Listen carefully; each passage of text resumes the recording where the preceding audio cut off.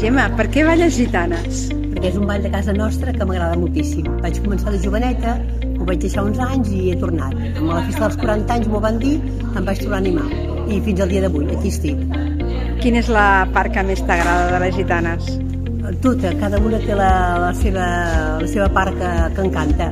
La música, els balls, sempre canviem de passos i amb uns professors fantàstiques. Una gent molt maca, ens avenim molt i som una família molt maca.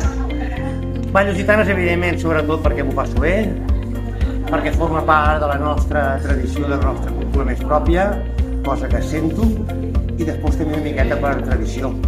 El meu pare ja les havia ballat molts anys, les meves dues filles també les havien ballat, jo les havia ballat de petit, i als 40 anys de la colla ens hem tornat a enganxar tota la colla que som ara, i per això, des d'aleshores fins avui ens ho hem passat bé, realment gaudim i disfrutem fent allò que ens agrada i espero que ho puguem seguir fent durant molts anys.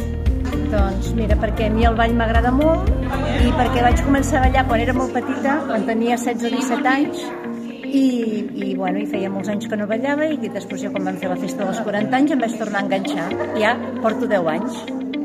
Per què balles gitanes? Pues perquè és una tradició familiar i des de petita que n'he ballat i ara realment perquè la meva filla va començar a ballar i jo he continuat.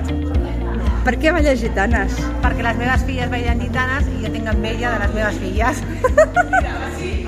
Y soy plana, lo llevo en las venas.